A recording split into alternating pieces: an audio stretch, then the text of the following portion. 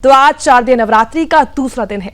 ये दिन समर्पित है मां ब्रह्मचारिणी को, जो तप, संयम और ब्रह्मचार्य की अधिष्ठात्री देवी मानी जाती है। मां का स्वरूप अत्यंत सौम्य और शांत माना जाता है। उनके हाथों में जपमाला है और कमंडल विराजमान रहते, जो तपस्या और साधना का प्रतीक है। मां ब्रह्मचारिणी की पूजा से भक्त को तप, साथ ही आत्मबल की प्राप्ति होती है। कहा जाता है कि कठोर तपस्या के समय मां ने असाधारण धैर्य और साहस की परिचय को दिया था। यही कारण है कि साधक जब भी मां ब्रह्मचारिणी की आराधना करते हैं तो उन्हें जीवन की कठिनाइयों का सामना करने की शक्ति मिलती है। आज के दिन भक्त सुबह सुबह स्नान कर सफेद वस्त्र धारण करते हैं और कलश स्थापना के साथ मां की पूजा करते हैं। मां को अक्षत, पुष्प और साथ ही चंदन और सुगंध अर्पित किया जाता है। भोग में दूध, दही, मिश्री और शक्कर भी चढ़ाई जाती है। भक्त विशेष मंत्र ओम देवी ब्रह्मचारिणे नमः का जाप करते हैं और मां का आशीर्वाद प्राप्त करते हैं। मां ब्रह्मचारिणी की आराधना से साधक के जीवन में शांति, संयम और सादगी का संचार होता है। साथ ही उनके कष्ट दूर होकर सुख, समृद्धि और मोक्ष का मार्ग उन्हें प्राप्त होता है। आज का दिन मां की तपस्या और शक्ति को याद करने का दिन है। जो हम कठिनाइयां जब होती हैं तब मां को याद करते हैं और अडिग रहने की यह हमें प्रेरणा देती है।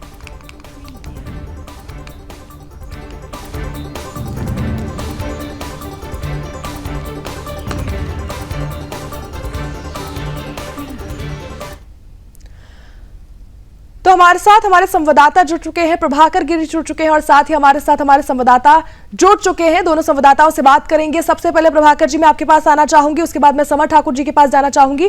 प्रभाकर जी, क्या तस्वीर हम देख पा रहे हैं मुंबई में? क्या कुछ तस्वीरें हैं, कितनी उत्साह हम भक्तों में देख पा रहे हैं और आखिर पूजा किस तरीके से भक्तों ने की है, क्योंकि आज दूसरा दिन है शारदीय नवरात्रि का?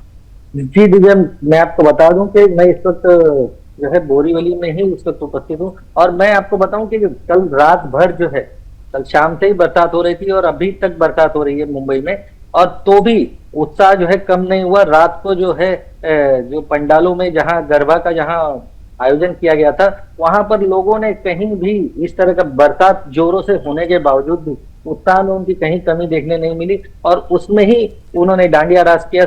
और वहां पर जो है कहीं भी पुलिस प्रशासन भी एकदम चाक चौबंद था। वहां पर जो है वहां पर नजर जमाए बैठा हुआ था और कहीं भी कोई अप्रिय घटना न घटे या फिर कोई जिहादी कोई जो जहां जो आई लव मोहम्मद जो चल रहा है यहाँ पर, जो वो उसको भी ले करके कहीं भी कोई तकलीफ ना कोई दे यहाँ पंडालों में, उस पर भी ध्यान रखा गया। और खासकर जो है बड़े बड़े कलाकार जो है यहाँ जो बड़े पंडालों में जो मौजूद थे और वहां पे उन लोगों ने भी साथ में जो लोग जो थे उनको उनके साथ में ही नाचे।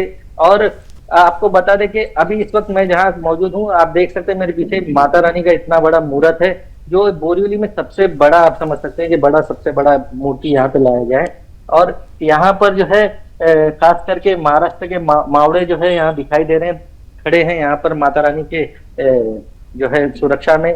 और आपको यहाँ का जो खासियत जो है कि लोग जो कहीं से भी कोई पैसे का बंदोबस्त नहीं करते हैं, जो है आपस में ही लोग जमा करते हैं और इसका माता रानी की मूर्त लाते हैं और माता रानी की पूजा अर्चना करते हैं यहाँ पर। बिल्कुल, तो ऐसे में एक बार समर ठाकुर जी से भी हम मुजफ्फरनगर की तस्वीर देख लेते हैं कि कितनी रौनक हम समर देख पा रहे हैं और क्या कुछ तैयारियां भी हम देख पा रहे हैं, साथ ही कितनी भारी संख्या में भीड़ पहुंच रही है मंदिरों में।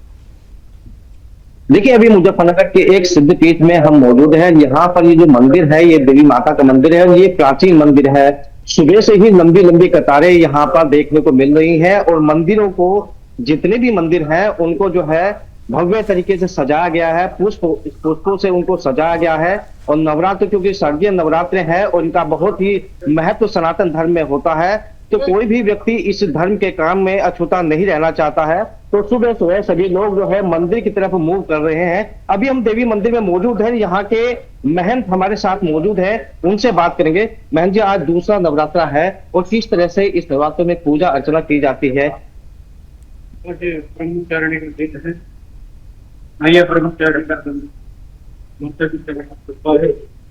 नवरात्र में जो है विशेष पर कभी कोई व्रत रहता है, कोई पूजा पाठ करता है, तो सभी को जो है जो है माता रानी की जरूर अर्पण करनी चाहिए। विशेष करके अगर धार्मिक फिल्म जैसे कुमार है की जरूर चढ़ानी चाहिए। इस सुबह शाम जो है आरती तो पूजा अर्चना बच्चे को भी तभी जो है माता रानी कृपा सुरेश को सदैव रहे। अच्छा, एक सवाल हमारा अब तो और है कि नई जो जनरेशन है, क्योंकि वो सोशल मीडिया से जुड़ी है, फोन का ज्यादा इस्तेमाल करते हैं, तो अगर वो पूजा अर्चना करना चाहे कि समय वो नहीं दे पाते हैं, तो वो ऐसा क्या करें जो कम समय में वो भी इस धर्म का लाभ उठा सके? कम से कम माता रानी के आगे एक दीपक वो बत्ती अवश्य करे और एक रुमाल को सुबह तेज कर माता रानी को अर्पण करे।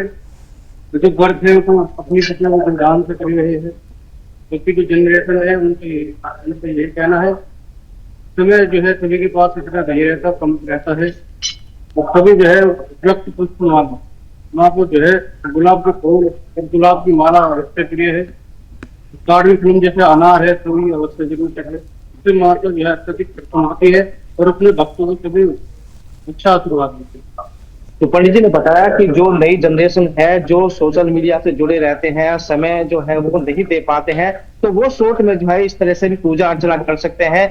और मंदिरों की अगर बात की जाए तो मंदिरों में भारी भीड़ इस समय देखी जा रही है। एक माता जी हमारे साथ मौजूद हैं। माता जी, आज दूसरा नवरात्रा है और किस तरह से इसमें पूजा अर्चना होती है?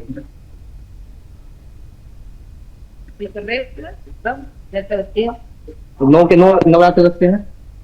अच्छा, जो नई जनरेशन है, जो नए बच्चे हैं, वो थोड़ा सा पूजा पाठ से दूर है, इसके लिए क्या कहना?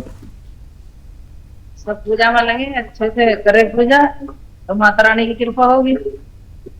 तो माता रानी की कृपा होगी। सभी का ये कहना है कि जो भी है इस धर्म का लाभ जो है, नवरात्रों का जो समय है, इसका लाभ सभी उठाए। तो मुजफ्फरनगर की अगर बात की जाए तो मुजफ्फरनगर में लंबी लंबी कतारें सभी मंदिरों में देखी जा रही हैं। खासकर देवी माता के जो मंदिर है, चूंकि आज दूसरा नवरात्रा है, उन सभी में जो है लंबी कतारें हैं और सभी जो अपने भाव से जो भी अर्पण माता को करना चाहते हैं, तो सेवा में सभी लोग लगे हुए हैं। बिल्कुल, ऐसे में एक बार प्रभाकर जी से भी हम जान लेते हैं कि जो मंदिर हैं, पुराने प्राचीन मंदिर हैं, उनमें किस तरीके से पूजा अर्चना हम देख रहे हैं और क्या कुछ विशेष कार्यक्रमों का भी आयोजन हम देख रहे हैं। ये दिव्या, मैं आपको बता दूं कि यहाँ पर जो है विरार में जो है जीवदानी मंदिर है, जो और मुंबई में जो है माँ मुंबा देवी का मंदिर है।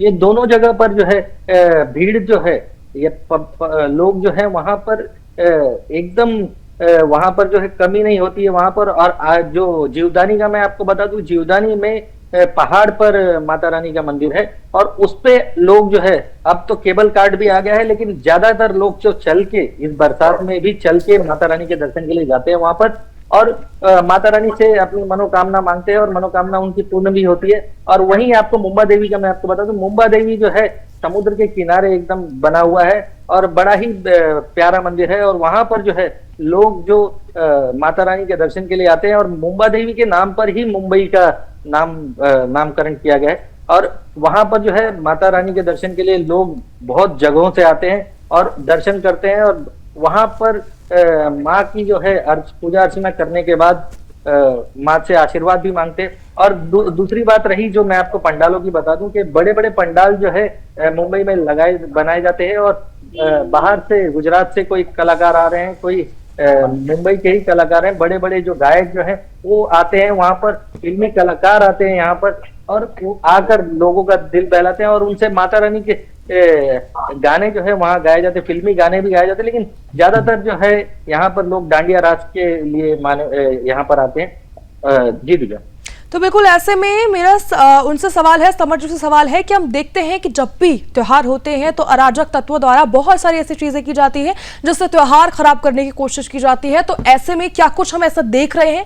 और दूसरा सवाल ये कि अगर ऐसा कुछ, हम उसको लेकर सुरक्षा भी क्या देख रहे हैं?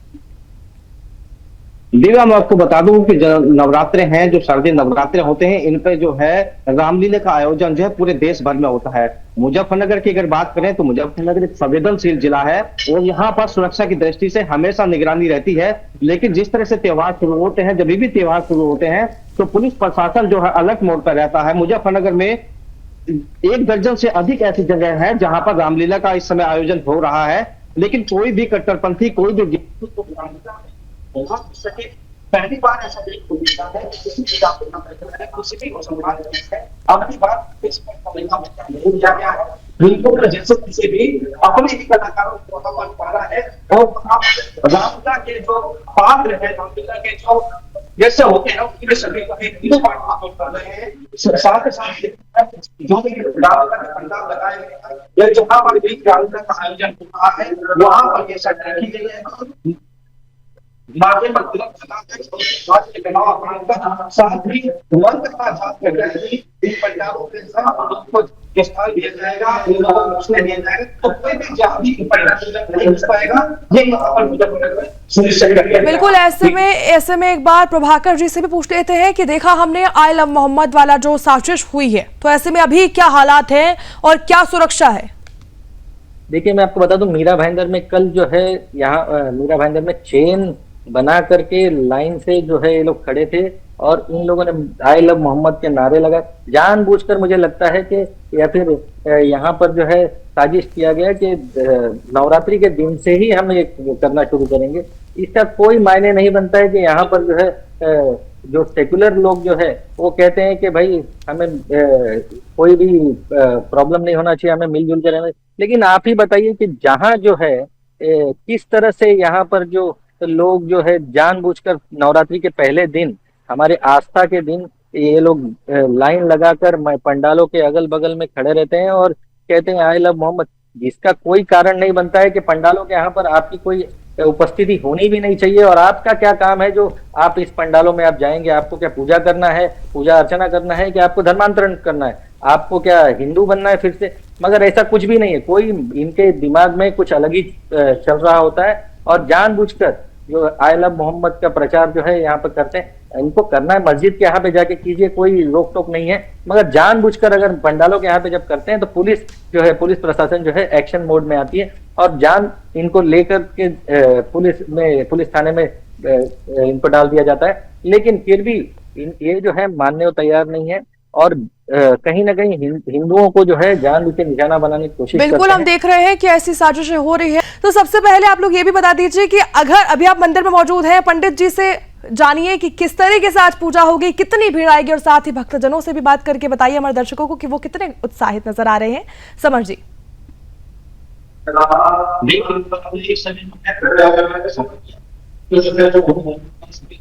हम आपको सुन नहीं पा रहे हैं समर जी, तकनीकी खामी की वजह से हम आपको सुन नहीं पा रहे हैं। एक बार प्रभाकर जी से बात कर लेते हैं कि क्या माहौल हम देख पा रहे हैं। भक्तों से आपने बातचीत की, क्या कुछ कह रहे हैं वो?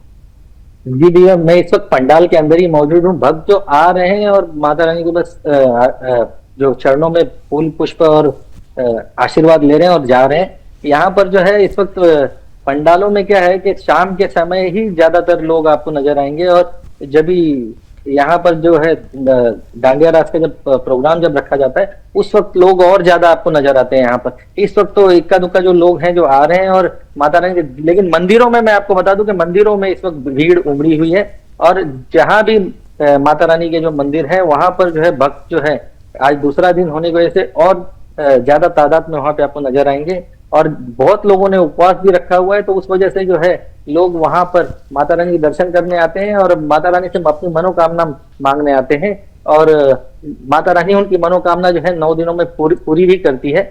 और आपको बता दें कि इस वक्त जो है यहाँ पर लोग जो है सिर्फ आ रहे हैं और माता रानी के आशीर्वाद ले रहे हैं और कुछ लोग बाहर से ही दर्शन कर रहे हैं कि इस वक्त आगे जो पंडाल का जो गेट जो है बंद किया हुआ है, तो इसलिए माता रानी का जो है दूर से ही वो लोग माता रानी को नमस्ते कर रहे हैं और जा रहे हैं सीधे।